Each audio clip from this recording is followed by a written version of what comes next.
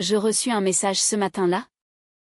Comme tous les matins depuis 3 mois, envoie-moi une photo de Max. S'il te plaît. C'était Noah. Celle qui m'avait larguée pour une fille rencontrée sur TikTok. Et pourtant, elle persistait à réclamer ces images quotidiennes de notre chien. Comme si notre lien n'avait jamais été rompu. Mon cœur se serra. Et je me surpris à pleurer en fixant l'écran. Réalisant que ce rituel n'était pas de l'amour, mais une torture subtile. J'habitais un petit appartement dans le Marais, à Paris, où les rues pavées résonnaient encore des échos de notre vie commune. Noah et moi nous étions rencontrés il y a 5 ans, lors d'un festival de flamenco à la Villette. Elle, d'origine espagnole, avec ses racines andalouses qui transpiraient dans chaque geste passionné, m'avait captivé par sa danse enflammée. Moi, Emma, une Parisienne pure souche, élevée dans les livres et les cafés littéraires, je cherchais alors un peu de feu dans ma vie trop ordonnée. Noah apportait cela, une intensité qui me faisait vibrer. Un mélange de joie explosive et de mélancolie profonde, typique de ces âmes ibériques qui portent en elles le duande. Cette flamme mystique dont parlait Lorca. Notre relation avait commencé comme un tourbillon. Elle travaillait comme graphiste freelance. Moi comme éditrice dans une maison d'édition spécialisée en littérature hispanique. Nous passions nos soirées à déambuler le long de la Seine, à discuter de Garcia Marquez et de Almodovar, en sirotant du vin rouge. Noah me racontait ses étés à Séville, les ferias où l'on danse jusqu'à l'aube, et je l'écoutais, fasciné, en imaginant ces paysages ocre sous le soleil impitoyable. Bientôt, nous avions adopté Max, un golden retriever abandonné que nous avions trouvé lors d'une balade à Fontainebleau. Il devint notre enfant, notre lien tangible, celui qui nous unissait quand les disputes surgissaient. Mais les fissures apparurent progressivement. Noah, avec son tempérament fougueux, supportait mal la routine parisienne. Elle rêvait de voyage, de liberté, tandis que je m'accrochais à la stabilité. Emma, tu es comme une encre qui me retient, me disait-elle parfois, les yeux brillants de frustration. Je riais, pensant que c'était une exagération. Mais au fond, je sentais la distance grandir. Puis vint TikTok. Noah y passait des heures, créant des vidéos de danse, récoltant des likes et des commentaires admiratifs. C'est là qu'elle rencontra Sofia, une influenceuse espagnole basée à Madrid, avec des millions de followers. Sofia incarnait tout ce que Noah désirait, l'aventure, la spontanéité, une vie sans attache. Au début, je n'y prêtais pas attention. Noah me montrait ses échanges, riant des compliments. Regarde. Elle dit que ma chorégraphie est divine. Mais bientôt, les messages devinrent secrets. Je la surprenais à sourire à son téléphone tard le soir. Et quand je demandais, elle éludait, rien d'important. Juste du boulot. Le doute s'insinua en moi comme un poison lent. Un soir, après une dispute sur nos vacances, je voulais rester en France. Elle insistait pour l'Espagne. Elle claqua la porte et partit chez une amie. Elle ne revint pas cette nuit-là. Le lendemain, elle m'avoua tout. Assise sur le canapé. Max entre nous. Elle murmura, Emma. J'ai rencontré quelqu'un. Sur TikTok. C'est Sofia. Je l'aime. Les mots me transpercèrent comme une lame. Comment pouvait-on tomber amoureuse d'une image pixelisée? D'une vie filtrée et mise en scène? Je hurlai. Pleurai. L'accusai de trahison. Tu me quittes pour une illusion? Pour des likes? Noah baissa les yeux. Ses mains tremblantes caressant Max. Ce n'est pas une illusion. Elle me comprend. Emma. Elle vit comme moi. Sans chaîne. Je sentis mon monde s'effondrer. Nous avions construit tant de choses, des souvenirs. Un foyer. Un chien. Et tout cela balayé par une application stupide. Les jours suivants furent un chaos. Noah partit vivre à Madrid, emportant une partie de mes rêves avec elle. Mais elle insista pour que Max reste avec moi. Il t'adore plus que moi, dit-elle. Les larmes aux yeux. Et promets-moi de m'envoyer des photos tous les jours. C'est tout ce qui me reste de nous. J'acceptai. Par faiblesse. Par amour résiduel. Chaque matin, je photographiais Max en promenade. Au parc. Dormant sur le lit. Et chaque fois, son « merci » me poignardait un peu plus. Les mois passèrent. Et la douleur se mua en colère. Pourquoi persistait-elle? Était-ce de la culpabilité? Ou un moyen de me garder accroché? Je commençais à douter de tout. Était-ce vraiment Sofia la cause? Ou y avait-il un secret plus profond? Noah avait toujours été évasive sur son passé espagnol. Elle parlait peu de sa famille, évoquant vaguement une enfance difficile à Grenade.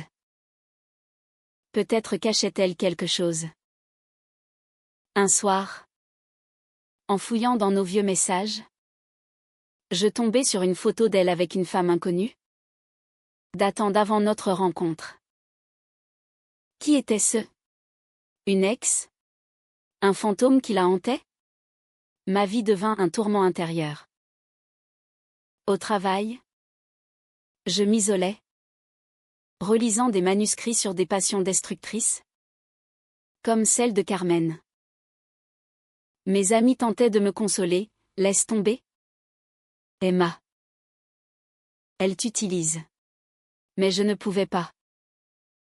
Envoyer ces photos était mon dernier lien avec elle. Une façon de la punir en silence. De lui rappeler ce qu'elle avait perdu. Pourtant, chaque image ravivait les souvenirs, nos rires à Montmartre. Nos baisers sous la pluie. Je me surprenais à espérer un message différent. Un « je reviens ». Puis vint le jour où Sofia posta une vidéo avec Noah. Elles dansaient ensemble, enlacées, sous les lumières de Madrid. La jalousie me consuma. Comment pouvait-elle être si heureuse? Si vite? Je décidai d'arrêter les photos. Mais ce soir-là, Noah appela. Emma. Où est la photo de Max? Il va bien? Sa voix tremblait. Pour la première fois, je sentis une faille. Pourquoi tu t'en soucies encore? Demandai-je. La voix brisée. Elle hésita, parce que Max est tout ce qui me reste de la vie que j'ai fui. Fui. Que entendait-elle par là? C'est alors que le doute devint obsession. Je commençai à enquêter discrètement. Via des amis communs, j'appris que Sofia n'était pas qu'une influenceuse, elle était impliquée dans des scandales. Des relations toxiques. Était-ce un piège? Noah s'était-elle laissée emporter par un mirage? Mon cœur battait la chamade. Peut-être y avait-il une chance de la sauver? De nous sauver.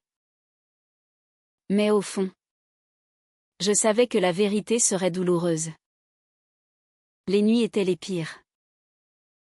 Allongé dans notre lit, mon lit désormais. Avec Max blotti contre moi. Je revivais nos moments intimes. Noah avait cette façon de me regarder. Comme si j'étais son univers entier. Ses origines espagnoles la rendaient si vivante, elle cuisinait des paellas épicées. Chantait des coplas tristes qui me serraient la gorge. Emma. Mi amor, murmurait-elle. Et je fondais. Mais maintenant, ces souvenirs étaient des armes contre moi-même. Je décidai de voyager. Pour m'échapper. Ou peut-être pour la comprendre. Je pris un train pour Biarritz, près de la frontière espagnole, où nous avions passé un week-end inoubliable. Là, face à l'océan Atlantique, je marchais des heures avec Max, laissant les vagues emporter ma rage. Biarritz, avec ses villas basques et son air salin, me rappelait Noah, un mélange de France et d'Espagne. Comme elle. Un soir, assise sur la plage, je reçus un message, Max me manque. Et toi aussi? Parfois. Mon pouce accéléra.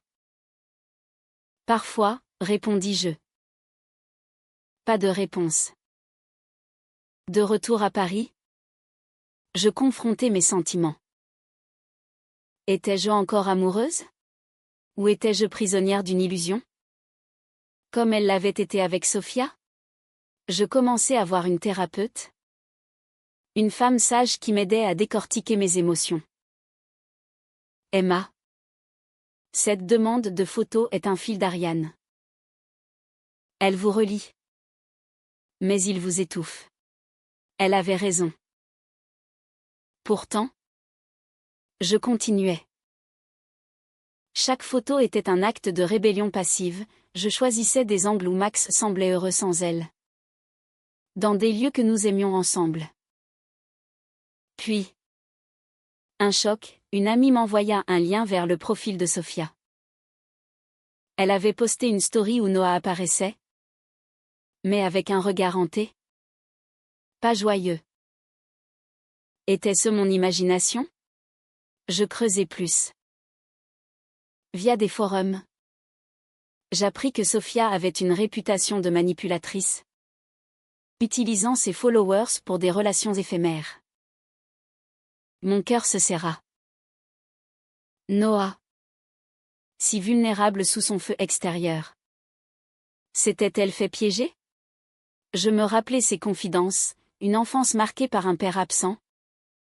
Une mère possessive à Grenade. J'ai toujours fui les attaches. Emma. Parce qu'elles font mal. Peut-être fuyait-elle encore. Je décidai d'agir.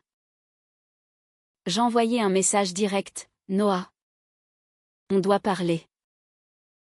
Vraiment. Elle répondit après des heures, d'accord. Je viens à Paris la semaine prochaine. Mon estomac se noie. Était-ce une erreur?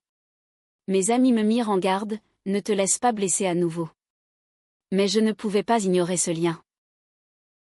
Max, sentant mon agitation, me léchait la main. Comme pour me réconforter.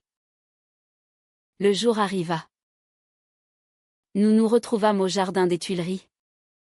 Sous un ciel gris parisien. Noah apparut. Plus mince. Les yeux cernés. Elle s'agenouilla pour caresser Max. Qui remuait la queue follement. Il a grandi, murmura-t-elle. Nous marchâmes en silence. Puis je craquai, pourquoi? Noah. Pourquoi Sophia? Et pourquoi ces photos? Elle s'arrêta. Fixant les statues. Sophia. C'était une échappatoire. Ma vie avec toi était belle. Mais étouffante. J'avais besoin d'air. Étouffante? Les mots me blessèrent. Et maintenant, demandai-je. La voix tremblante. Elle avoua alors son secret. Emma. Avant toi. J'ai eu une relation toxique en Espagne. Une femme qui me contrôlait. Comme ma mère. Quand je t'ai rencontré, j'ai cru être libre. Mais petit à petit, je me suis sentie piégée à nouveau. Sofia m'a promis la liberté. Mais c'était un mensonge. Elle est possessive, jalouse. Je regrette. Les larmes coulaient sur ses joues. Je sentis une vague de compassion, mêlée à de la fureur. Tu m'as brisé pour ça? Pour une illusion? Elle hocha la tête, oui. Et je le paie cher. Nous nous assîmes sur un banc. Max entre nous.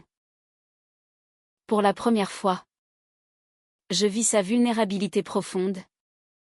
Ce duande qui n'était pas seulement passion, mais aussi souffrance. Pourquoi les photos, insistai-je.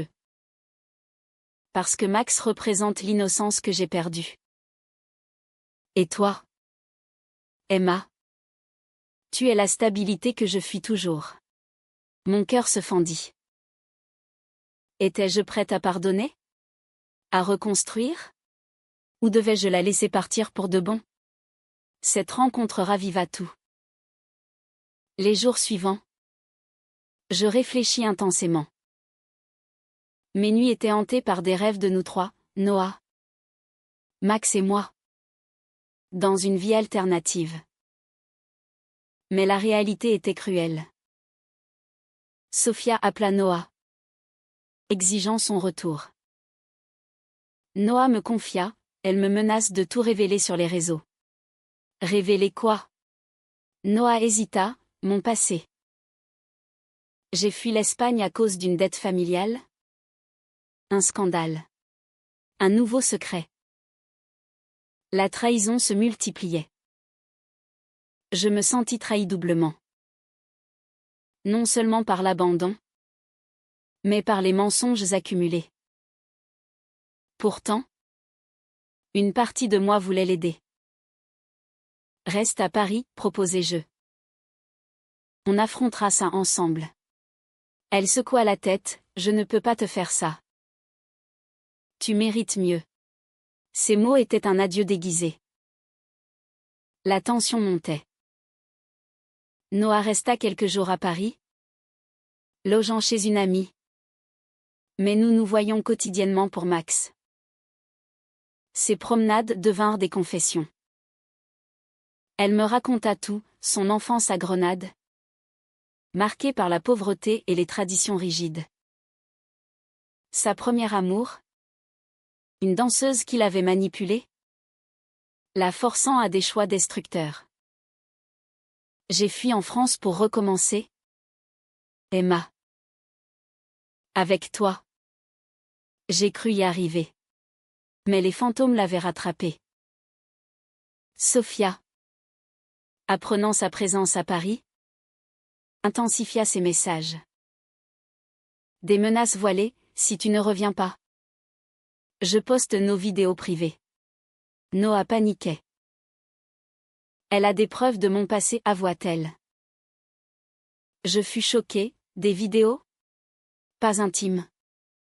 Mais des enregistrements de disputes? De confessions.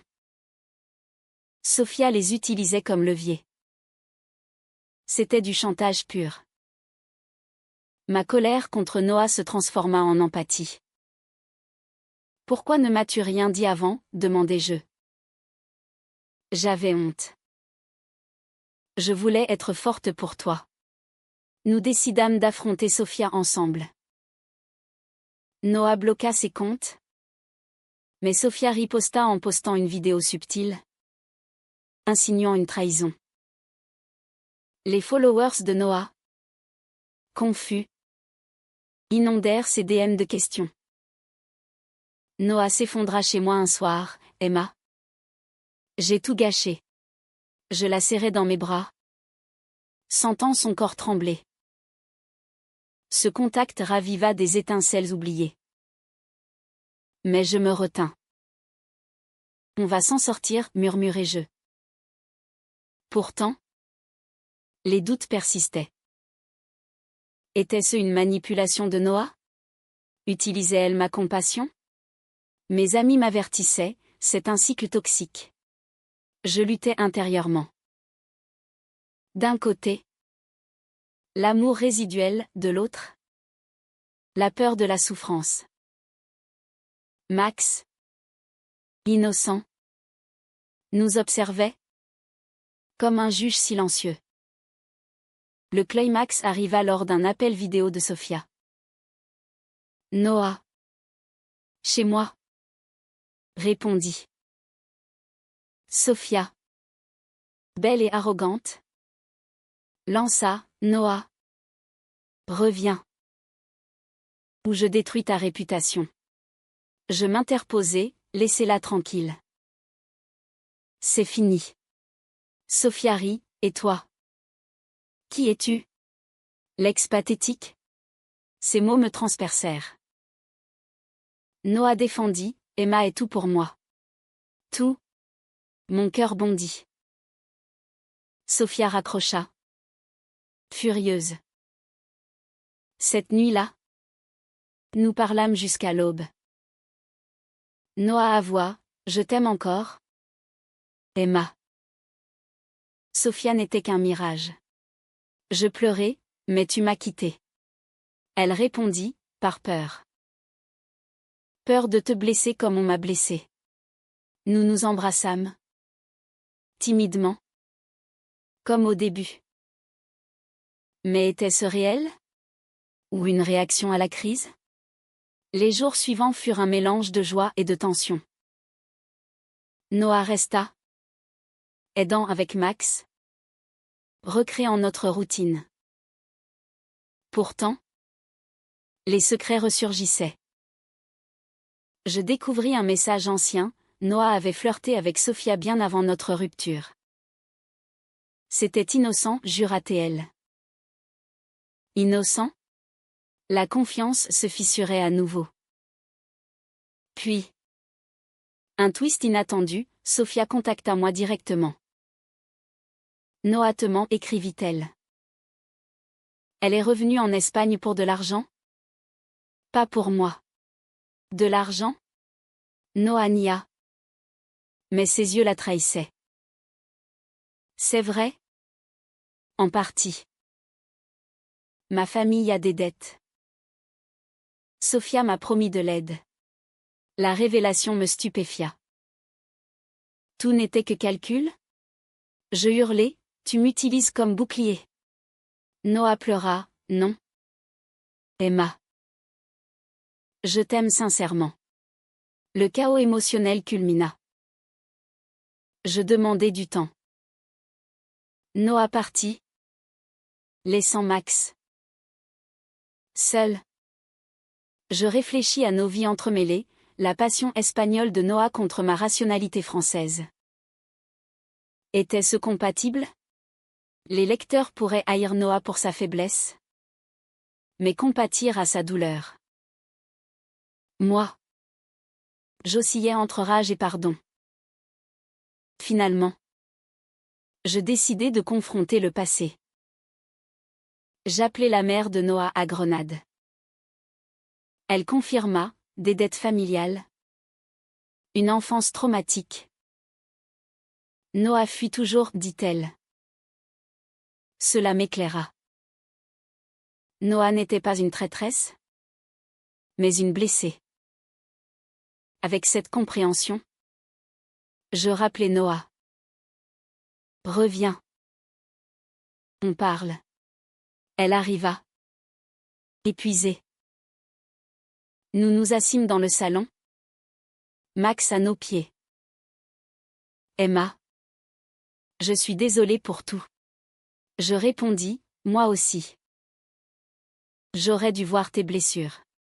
Nous reconstruisîmes. Lentement. Noah coupa avec Sophia. Supprimant TikTok. Elle chercha un emploi stable à Paris. renouant avec ses racines sans fuir. Mais les conflits persistaient.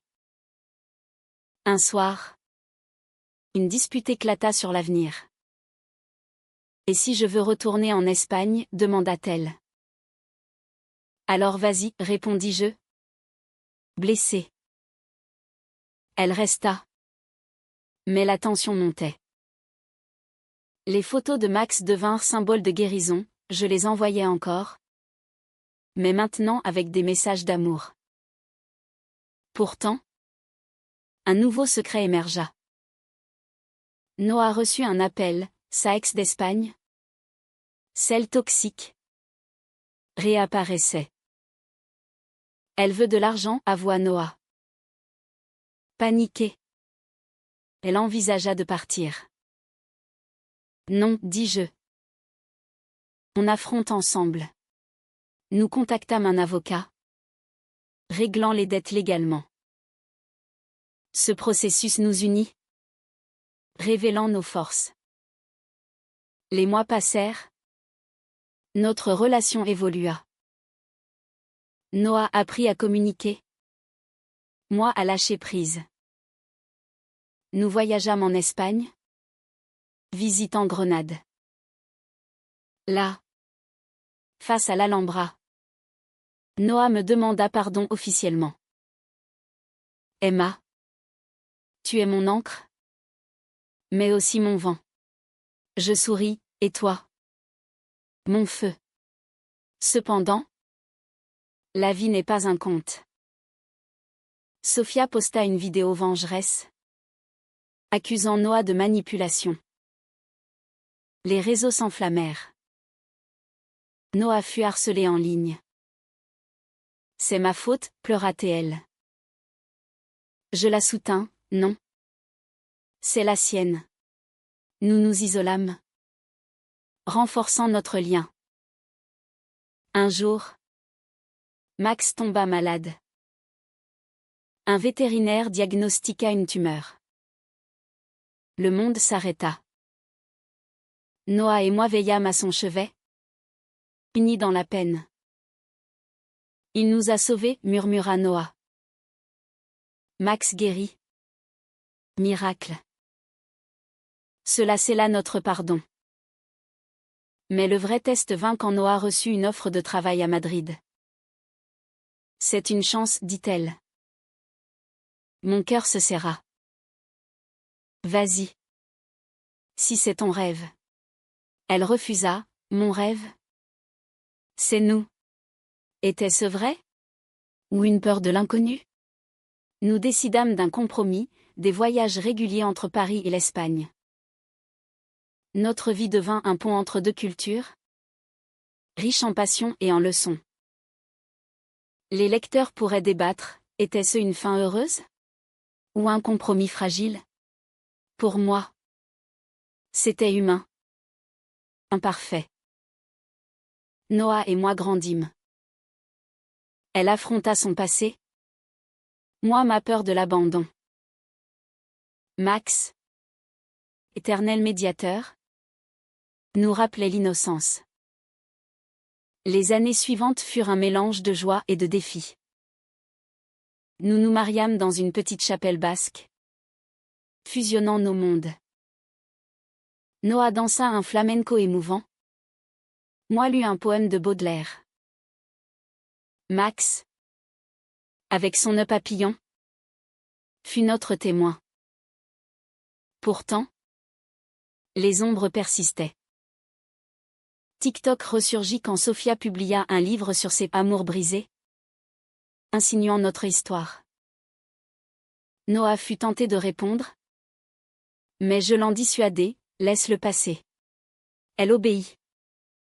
Grandissant.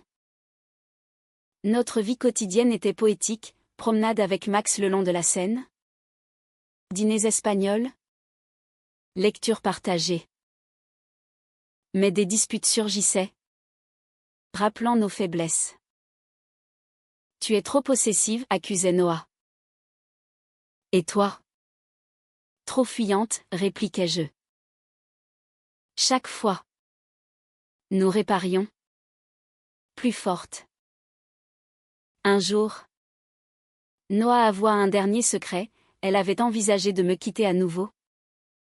Lors de la crise avec Sophia. Mais Max m'a retenu. Et ton amour. Cette honnêteté nous libéra. Je compris que l'amour n'est pas parfait, mais résilie. Max vieillit.